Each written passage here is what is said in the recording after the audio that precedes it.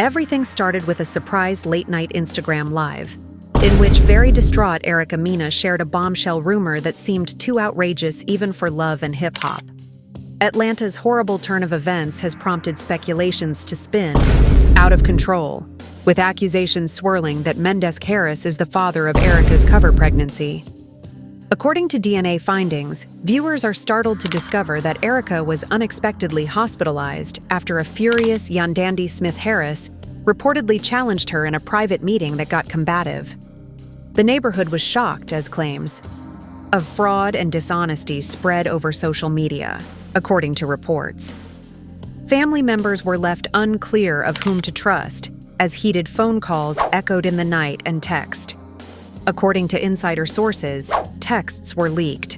Hospital personnel voiced worries about Erica's injuries, and friends of the duo are apparently frightened about both girls' safety. Meanwhile, Mendeecees is gone. Is he running away in terror, or is he hiding a more deadly secret? Keep coming back as we unveil every element of this astonishing narrative that loyal fans are longing for. While the truth is veiled under layers of discussion, every nerve in Erica Mena's body trembled like a leaf in a storm as she made her way through the cafe's glass entryway. Breath froze in her throat. It seemed as if the whole world outside had been replaced by a vast emptiness, and the rich scent of roasted coffee beans and the pleasant murmur of conversation that used to feel relaxing now sounded.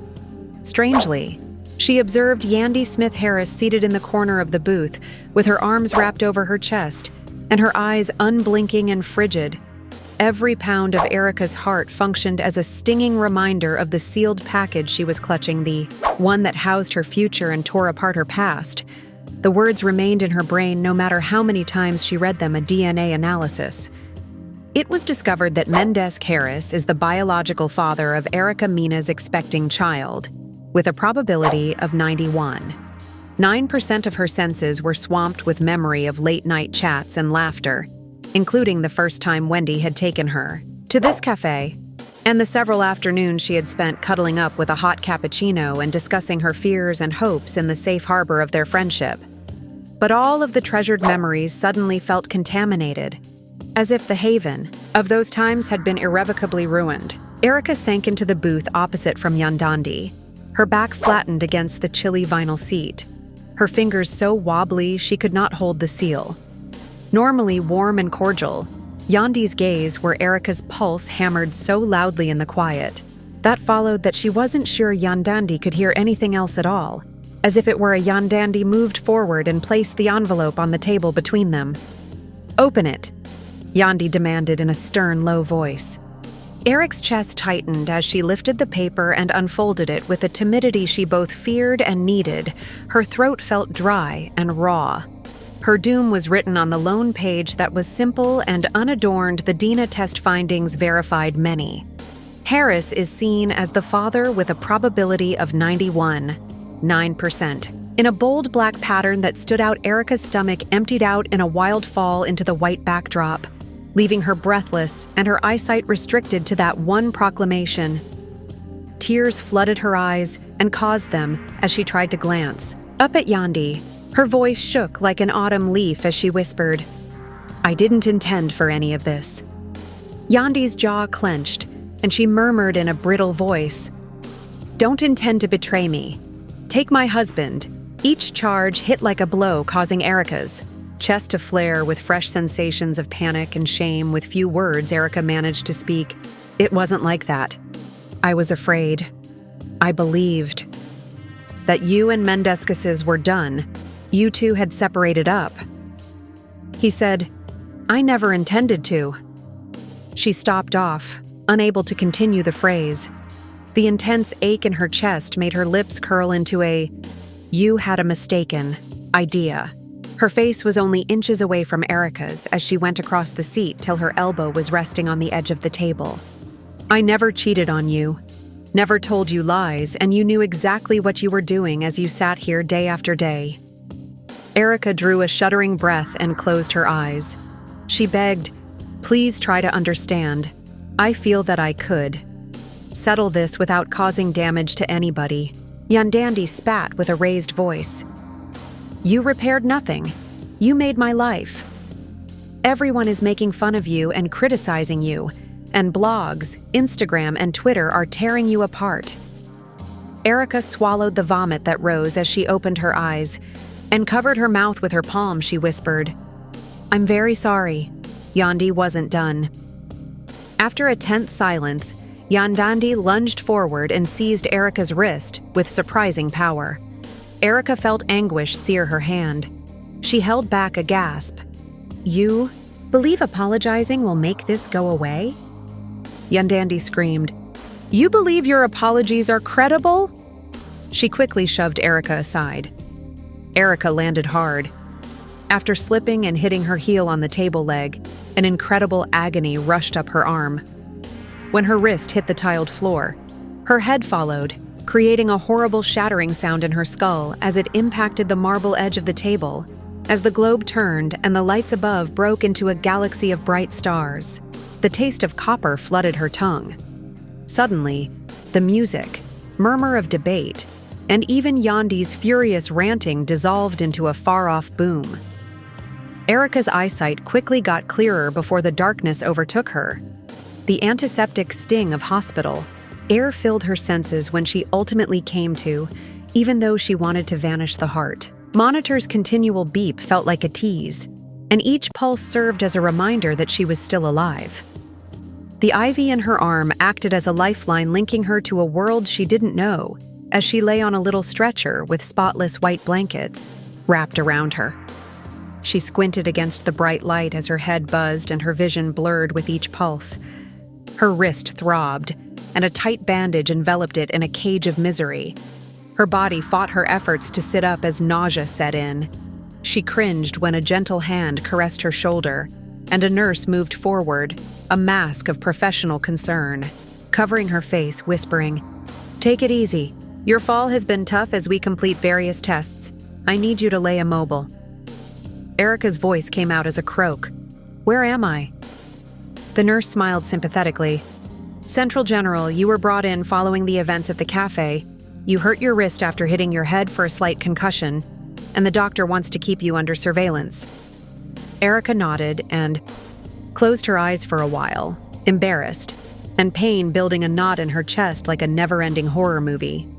The images of the push, the fall, and the parcel flashed behind her closed eyes.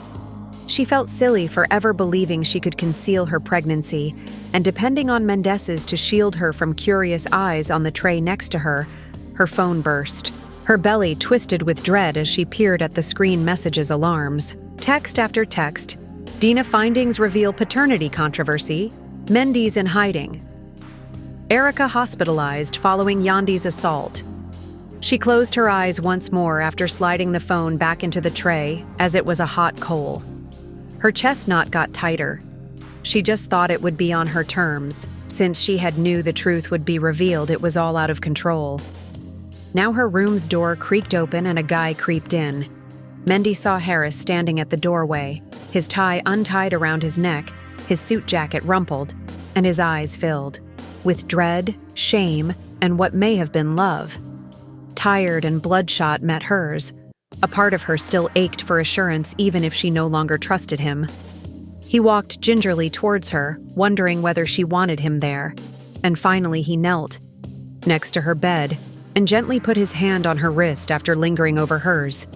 "Erica," he mumbled, his voice full of emotion. "I'm so sorry." She blinked through her tears as she turned to face him. "Where did you go?" Her voice was a fragile thread as she attempted, "This might have been averted by you." He closed his eyes in agony. "When Andy initially showed me the results, I assumed you were lying because of her." Unsure what to think, her stomach went to ice as a fresh wave of betrayal surged through her with each word of sorrow. She muttered, "You believed her." He bowed his head and murmured, "Instead of me, I was afraid of losing you." Erica had a quick glimpse of the boy she had previously loved, the one who had made promises of eternity when he raised his eyes to meet hers, but now lies and whispers had shattered that bow. She averted her gaze and let her tears fall carelessly into the immaculate white linens. Her voice was scarcely audible as she mumbled, "I'm pregnant." He appeared to steel himself by shutting his eyes. "I understand," he added. "I wish I had contacted you sooner." She searched for genuineness on his face, but all she saw was regret and misery. She was the flickering hallway lights outside, and the faint hum of the medical personnel reminded her how far apart this location was from the peace she had found in the cafe. Recognizing that there would be little aid in the days ahead, she sensed a tinge of loneliness. She battled the temptation to check her phone as it buzzed once more. The world merely wanted spectacle. It did not deserve her pain, so she concentrated on nothing and let her sight to drift to the ceiling. Another presence was detected by a soft touch on the door. Rita Frost entered the room with a cautious but troubled glance and proceeded cautiously towards the bedside. Eric's chest tightened as he wondered whether she would be welcomed. Rashida had been a friend and support system during tough times, but now allegiances were strained and jumbled. Rita glanced at Mendez first, then at Erica. "How are things going with you?" she inquired, gently and quietly. Erica's lips quivered. "I'm in pain." Rita grabbed a chair near the bedside and nodded. "We'll sort everything out," she mumbled. "But you need to relax right now. With a lot of unanswered concerns," Erica gulped. How would she safeguard her kid? How would she cope with the repercussions? And what would happen to her career, friendships, and trust in love? Erica felt the weight of their quiet settle on her like a fog as Rita and Mendez exchanged a gaze. In the corner of her eye, there was no going back, now that the truth had come out with a vengeance. Erica closed her eyes, new tears running down her cheeks and her body exploding with exhaustion. She knew that once the world found out about her, that nothing would ever be the same again, and that the struggle ahead would demand every single bit of her power. Erica Mena was drawn into a restless haze of terrible anguish and guilt. Battled for control of her mind as her eyelids fell asleep and exhaustion crept over her in unending waves. Her pulse was emphasized by the sterile. The clang of equipment and the sound of distant voices beyond her privacy curtain made every breath seem like she was breathing in glass shards. The faint footfall and hushed whispers of the doctors and nurses in the corridor melded into a low hum that appeared divorced from the anguish going on inside Erica's life. Pictures rushed through her memory like a broken film reel as she went in and out of consciousness. Mendeecees, his shoulders buried in Chain Rita's gentle hand squeezing her own, and Yandy's accusatory stare. Family members started to gather in the waiting area as the hours passed. Erica's mother carrying a crumpled piece of tissue, eyes streaked with tears. Her younger brother, who was striving to retain his calm despite the lines of worry growing on his face. And her father, whose typically steady gaze was clouded by concern with their fingers. When the nurse opened the sliding door for a normal examination, Erica's father went closer and said, "How is she doing?" with a tone of he queried with both relief and worry, and the nurse nodded in a formal tone. "She is stable, with a correctly set wrist fracture and moderate concussion symptoms. Although she is still being observed, there are no signals that anything is wrong." With a tremulous sigh, her mother sank onto an adjacent chair. Her shoulders shaking outside Dinda's findings prove paternity in love, and hip-hop dispute, celebrity controversy deepens Erica. While half listening, her thoughts spinning the stories that would float about her endlessly, she recalled back to when she first found out, anticipating the timid optimism that maybe, just perhaps, she and Mendeecees might. Before the talk began, and Yandy's suspicions spread like a poison vine, she spoke to Natalie in frenzied low tones at first, carefully organizing a discussion with the men's to quietly divulge the truth. But everything went apart as Yandy cried out, her voice booming, and demanded proof, frightened of upsetting Yandy and losing Mendeecees and, most importantly, being worried for her unborn child. Erica had been gripped by worry now that the kid's destiny was in jeopardy due to approaching trial rumors and exposure. She was shocked out of her thoughts by a gently tap. As the door opened, she saw Rita Frost with a confusing combination of resolution, Rita slid with a faint click that sounded like a judgment, sympathy on her face. After closing the door, she walked to Elizabeth's bedside and placed a soothing touch on her shoulder. "How are you feeling?" With a hushed voice and a tremor that betrayed her control, she questioned, every muscle in her body objecting. Erica managed a faint nod with a voice that was as brittle as broken. She whispered, "I'm hanging on." Rita's gaze turned to Mendez, who was kneeling next to the bed. His hand awkwardly lingered over Erica's undamaged one before he discovered, the strength to take it, Rita's throat was cleansed, and we must determine our next step. Every step we take will be extensively scrutinized by the media, which is Erica is already looking into every element when a fresh wave of illness hits her.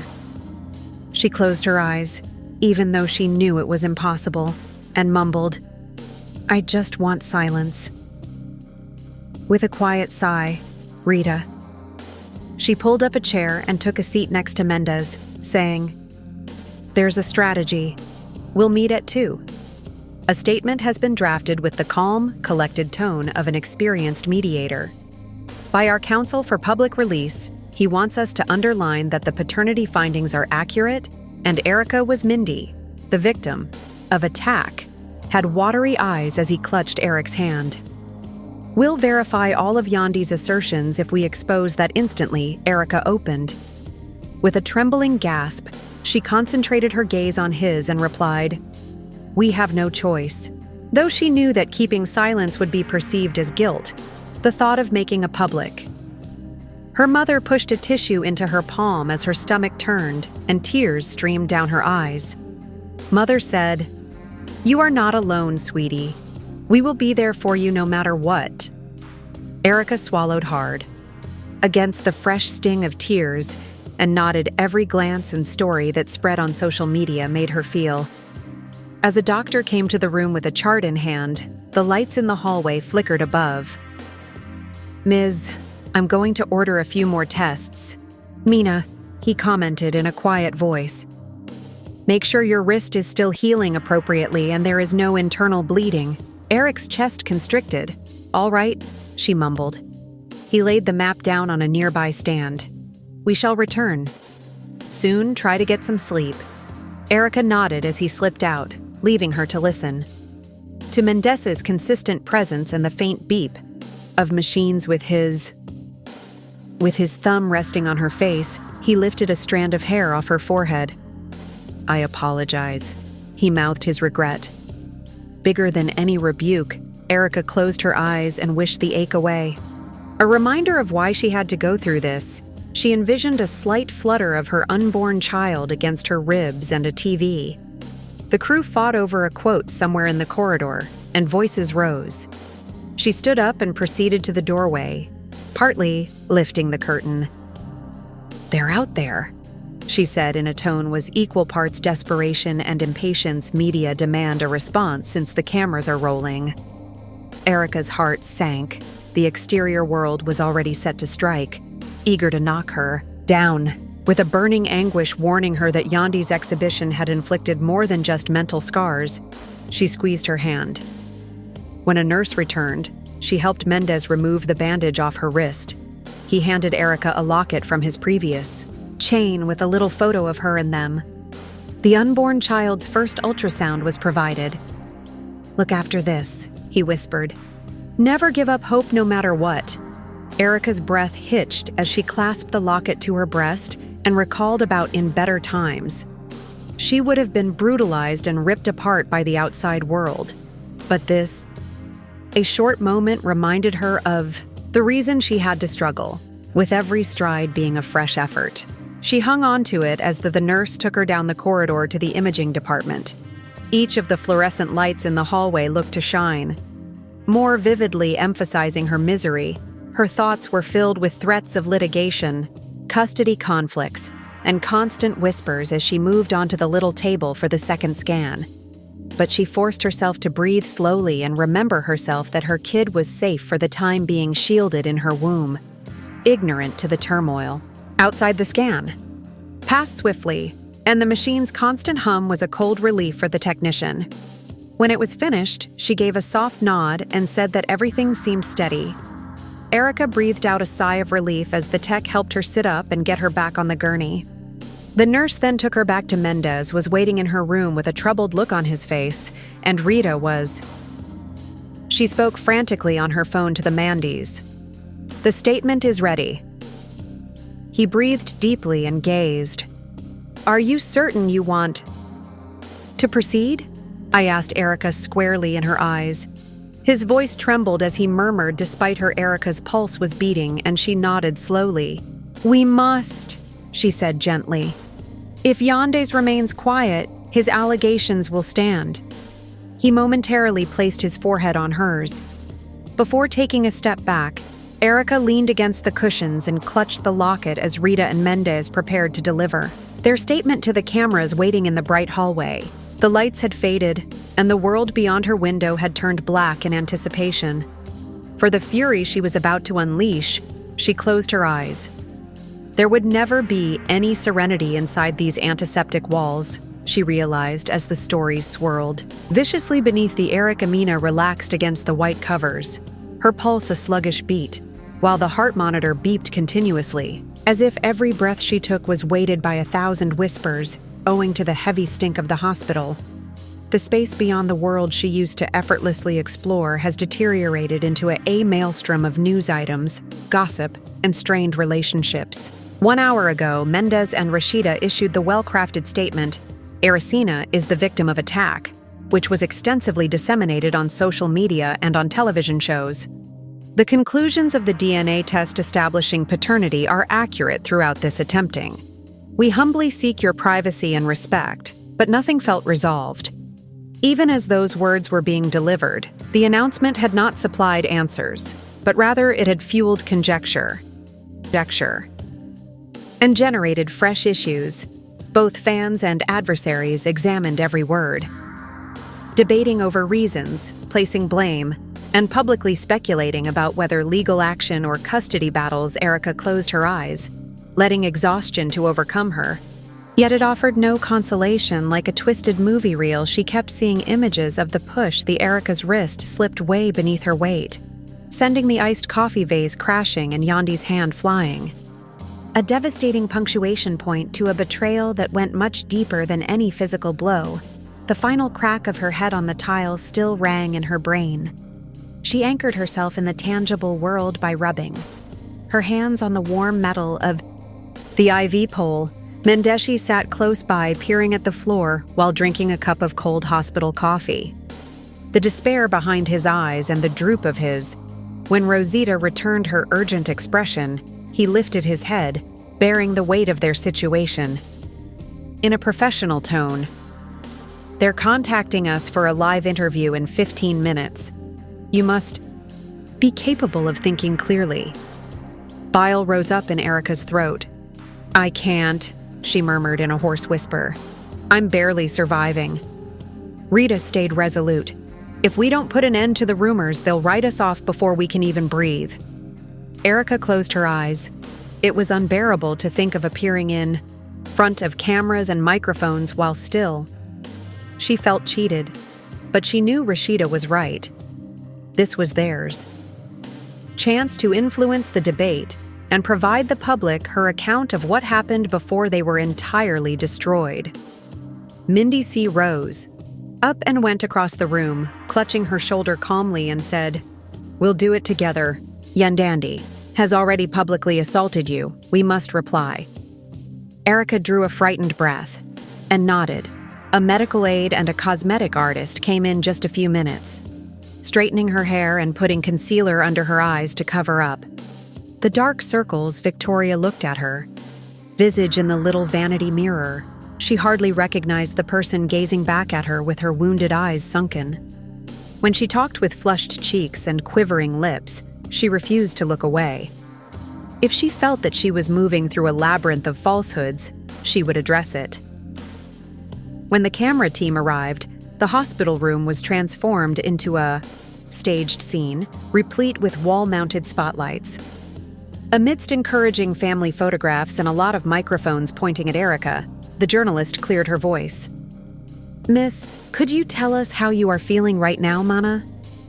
With her bandaged palm to her heart, Erica breathed.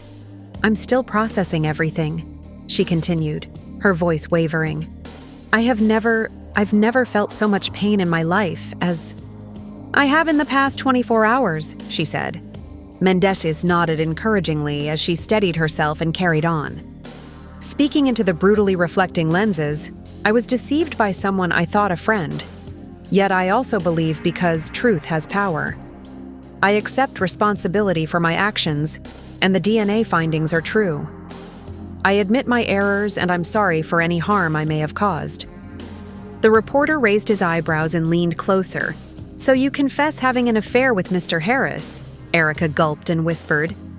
It silently happened. It was a mistake caused by doubt and anxiety. Never intending to do damage to anybody. The microphones were humming. How do you answer to Miss Smith Harris, who claims that you misled her and purposely disguised a pregnancy? Erica's gaze turned to the monitor behind the reporter where Yandy's name was posted. I'm really sorry, she replied in a hoarse voice. I can't explain. I can understand her pain based on how I handled things. She hesitated and squeezed Mendeecees' hand. I'm hoping that we can all get well. My child's welfare is now my